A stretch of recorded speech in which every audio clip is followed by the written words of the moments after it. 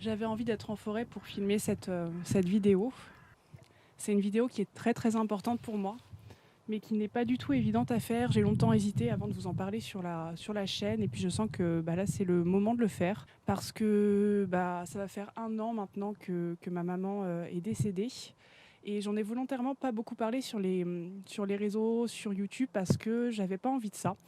Au moment où c'est arrivé, même à mes amis, j'ai volontairement dit que voilà, je voulais pas trop qu'on me donne des condoléances, qu'on soit aux petits soins. Enfin, j'avais pas envie en fait d'attirer l'attention autour de ça. J'avais pas envie de me comment dire qu'on s'occupe trop de moi par rapport à ça. J'avais pas envie voilà d'être au centre de l'attention et de trop j'arrive pas à trouver les mots, mais voilà de me complaire un peu dans on va dire cette pitié qu'auraient eu les gens pour moi, même si c'est toujours dans la bienveillance. Et donc voilà, sur YouTube, voilà, c'est pareil, j'avais pas envie trop d'en parler, de recevoir plein de messages de condoléances. C'était pas quelque chose Je voulais continuer à vivre ma vie, et j'ai tout de suite engagé une démarche vis-à-vis de ça quand c'est arrivé de rester extrêmement positive et de surtout être heureuse à son souvenir. Et de alors après, c'était pas du tout tabou, j'en parlais très régulièrement avec mon petit ami, on en a beaucoup parlé avec ma famille aussi, donc c'était pas quelque chose qui était tabou, et je trouve que c'était important de pas créer quelque chose de compliqué par rapport à ça. Et je me suis autorisée, bien évidemment, à être triste. Je suis désolée, la lumière va bouger beaucoup à cause du temps qui est changeant. C'est la forêt, c'est comme ça, c'est la nature. Et donc voilà, je me suis autorisée à être triste. Voilà, je me suis pas retenue, et ça c'était hyper important aussi dans le deuil. Et, et aujourd'hui, 1 an plus tard, j'avais envie de vous parler voilà, de ce qui s'est passé pendant cette année, comment j'ai vécu la chose. Et je me dis que peut-être ça pourra aider des personnes qui, comme moi, ont perdu un proche. Donc ma maman, pour vous parler un peu de ma maman, parce que c'est aussi une façon de lui rendre hommage, cette vidéo. Elle sortira volontairement le 13 décembre, qui est la date de son départ. Donc c'est aussi pour ça me travaille beaucoup en ce moment, parce qu'on est à quelques jours de cette date-là. Et je pense encore plus à elle que d'habitude. Il n'y a pas un seul jour où je n'ai pas pensé à elle depuis qu'elle est partie. Et voilà, depuis quelques jours, j'ai plus de mal à dormir. Je pense beaucoup à elle, et il se passe pas mal de choses. Donc ça aussi, je voulais vous en parler. Mais avant, je voulais quand même vous parler de son histoire, de ma maman, parce que une mère, c'est quand même important dans la vie d'une fille, dans la vie de sa fille. Et ma maman est morte d'un cancer. Elle a longtemps été malade avant de mourir. Donc on a tristement eu la possibilité de s'y préparer, malheureusement. On le savait, ça allait arriver. C'est arrivé un petit peu plus tôt que prévu, assez brusquement. Par contre, ça, c'était la mauvaise surprise de fin d'année de l'année dernière, juste avant Noël. Ces dernières années ont été passées à l'hôpital, malheureusement, parce qu'elle elle était très malade et qu'elle devait être assistée beaucoup. Donc moi, ces 2 dernières années, avant son décès, même 3 dernières années, j'ai passé beaucoup de temps à ses côtés à l'hôpital. Et en fait, ce dont je vous ai jamais non plus parlé, c'est que je suis partie de chez mes parents assez brutalement à 18 ans. Ça fait que j'ai pas été en contact avec eux pendant pas mal de temps, et notamment avec ma maman, avec qui je communiquais plus beaucoup, et on n'a pas forcément été très proches durant ma période de mes 18 ans à mes 23 ans, je dirais, 23-24 ans. Et puis après, on a eu l'annonce de sa maladie. J'ai mis beaucoup de temps avant de me dire que j'allais commencer à retourner la voir, parce que c'était extrêmement difficile aussi pour moi, parce que je savais que malheureusement, elle a eu un premier cancer, donc qui a été soigné, et on lui a annoncé un deuxième cancer suite à la fin de son premier cancer, qui pour le coup, lui, n'était pas soignable. Donc on savait ce qui allait se passer. Et j'en ai beaucoup discuté avec des amis, mon petit ami, qui m'ont conseillé justement d'avoir ce courage de réussir à redevenir proche d'elle et à avoir des liens forts, quitte à ce que ce soit bien évidemment plus dur quand elle partira, mais je n'aurai pas déjà ce regret de ne pas avoir été à ses côtés. Et puis tout simplement, c'était aussi important pour moi d'être là pour elle, et j'avais envie de ça. Donc j'ai commencé à retourner la voir régulièrement à l'hôpital, et après ça a été tellement fort que je pouvais plus me passer d'aller la voir. J'allais la voir 1 fois par semaine, plus ça allait, plus j'allais la voir souvent. Je faisais des allers-retours en Normandie pour aller la voir là où elle était hospitalisée. Et on a retrouvé ce lien très très fort toutes les deux. Je crois que ma mère, c'est la personne qui me le ressemble le plus dans ma famille. Ce côté sauvage, ce côté assez associable, je le tiens d'elle en fait. Elle est comme moi, elle a toujours été très introvertie, très silencieuse. Elle a jamais aimé sociabiliser, elle a jamais aimé tout ça. Et ça, en fait, je suis exactement comme elle pour ça. Et ça m'a fait un bien fou de retrouver ma mère, de pouvoir partager ça avec elle. Très vite, je me suis sentie extrêmement à l'aise avec elle, comme si on avait toujours été, je ne sais pas, deux meilleures amies. On était ensemble, on passait des journées ensemble dans sa chambre d'hôpital et on pouvait ne pas parler, on pouvait... En fait, c'était lucide, c'était simple, notre relation. On fusionnait en quelque sorte et on se comprenait énormément. On passait notre temps à rigoler, d'ailleurs, ça c'était hyper important pour moi. On se marrait tout le temps. On ne parlait pas beaucoup de la maladie ni de la mort. Et ce qui est un peu triste là-dedans, c'est que, étant donné qu'elle était dans des hôpitaux depuis longtemps, on s'habitue à la maladie, on s'habitue à aller la voir à l'hôpital. Et c'est quelque chose qui devient normal. Et en fait, c'est jamais normal, c'est juste pas normal. Donc j'allais la voir et c'était normal de dire je vais voir ma mère à l'hôpital cette semaine. Enfin voilà, je faisais même plus attention. Des fois, d'ailleurs, ça surprenait des amis qui j'avais pas prévenu que ma mère était malade. Ils me disaient qu'est-ce qu'elle a ta mère? Et c'était toujours un peu délicat, genre ah oui, ma mère est malade d'un cancer, donc il fallait passer par l'étape un peu compliquée d'expliquer ça. Je pense que c'est aussi un peu pour ça que j'ai pas voulu quand elle est partie qu'on avoir l'attention autour de ça parce que c'était déjà compliqué à chaque fois de devoir l'expliquer à des amis. Et donc je pense que c'est pour ça que j'en ai volontairement pas parlé. Donc voilà, on a passé 3 fabuleuses années à se voir, j'allais tout le temps la voir et à la fin, quand son état s'est vraiment dégradé, je restais même dormir à l'hôpital plusieurs jours avec elle pour passer encore plus de temps avec elle. Et c'était fabuleux ce qui s'est passé et je suis tellement contente d'avoir pu retrouver ça avec ma maman. C'est hyper important en fait. C'est vrai que je crois que j'ai jamais eu une relation très proche avec ma mère. On était proches sans vraiment se le dire, mais on n'a jamais eu cette relation mère-fille très fusionnelle. J'ai des doux souvenirs d'enfance où je peignais avec elle parce qu'elle était peintre, elle était très très douée. Je vous mettrai des photos de ses tableaux pour que vous voyez ce qu'elle faisait.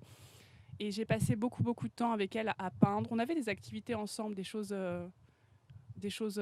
chouettes. Enfin, c'est fou parce que je crois que notre relation a toujours été un peu pareille. Finalement, je me rends compte maintenant que ce qu'on partageait quand on était petite, c'est un peu ce qu'on a partagé quand j'étais adulte. Des choses toutes douces, des choses qui nous correspondaient, la création, la solitude, le silence, l'émerveillement de la nature. Et c'était chouette de partager tout ça avec elle. Et je suis vraiment heureuse aujourd'hui d'avoir pu faire ça. Et je pense que voilà, le fait d'être retournée la voir et d'avoir passé tout ce temps avec elle les 3 dernières années de sa vie, ça a été quelque chose de très très important dans mon deuil. Et je pense que cette année, en tout cas, sans elle, a été plus douce que ce qu'elle aurait pu être si j'avais pas été aussi proche d'elle ces dernières années. Et j'ai l'impression d'avoir... Je peux pas dire que j'ai bien vécu ça parce que c'est impossible de dire ça, c'est pas possible. Mais si je devais si je devais prendre du recul par rapport à ce qui s'était passé, je pense que j'ai plutôt bien vécu la chose dans le sens où en fait j'étais tellement gorgée de tous ces souvenirs, de toutes ces choses et de cette énergie qu'on a eue toutes les deux ces dernières années que en fait ça m'a bercée, ça m'a portée toute cette année et que j'ai mieux vécu. En tout cas, je vis mieux le deuil que ce que j'aurais pu le vivre si j'avais pas été la voir et que si elle était partie sans qu'on ait eu le temps de vivre tout ça toutes les deux.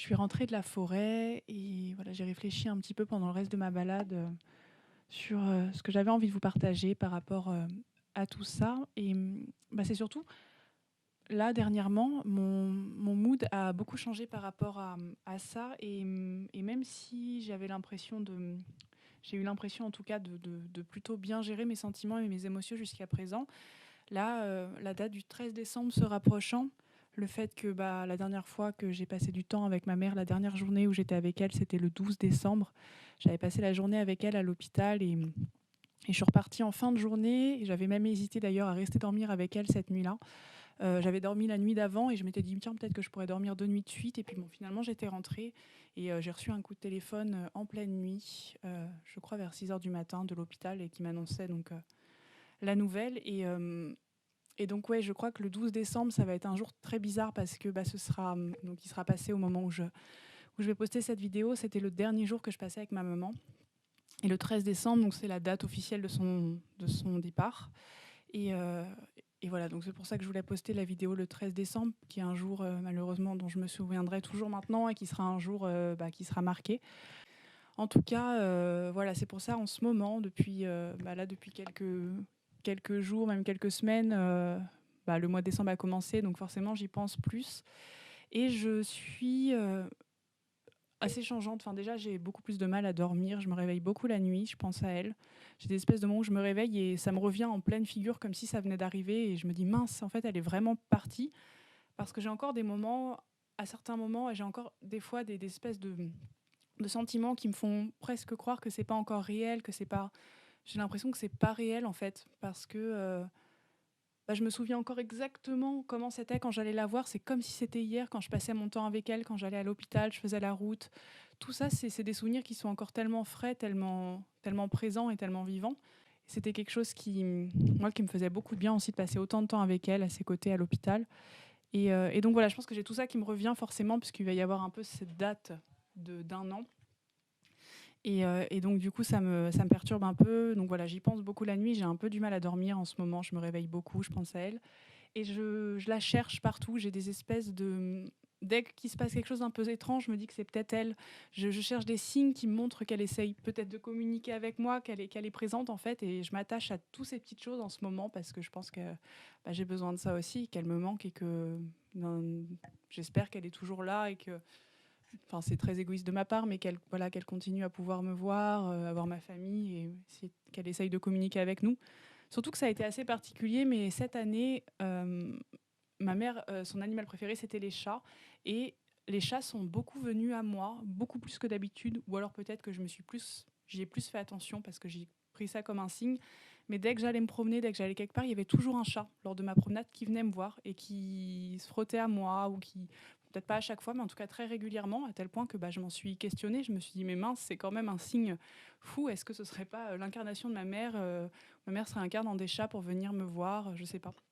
Voilà, c'est des questionnements qu'on se pose, c'est des choses qu'on se fait. Ça peut vous paraître complètement débile, comme peut-être que ça parlera à certaines personnes. Voilà, c'est très bizarre, mais ça me fait du bien aussi de m'attacher à ces signes-là, et je me dis qu'elle est là, elle est avec moi. Donc voilà, du coup, je me réveille beaucoup la nuit en ce moment parce que je me réveille, j'ai l'impression de sentir sa présence. Enfin voilà, c'est assez particulier, mais du coup, c'est un peu... là, en ce moment, ça se chamboule un peu pour moi. Ça a été très stable cette année, on va dire, enfin quand même assez stable, mais là, c'est vrai que c'est un changement assez étrange qui me fait à la fois du bien, qui me fait un petit peu peur et qui me rend triste aussi. Donc c'est un peu étrange. Donc voilà, c'est assez particulier. J'ai l'impression d'avoir vécu une année un peu en apesanteur, en apnée, on va dire, même si l'année est passée très vite. Cette année sans elle est passée très vite, mine de rien. Et elle n'aura pas connu le Covid, c'est ça que je me dis, elle est partie juste avant.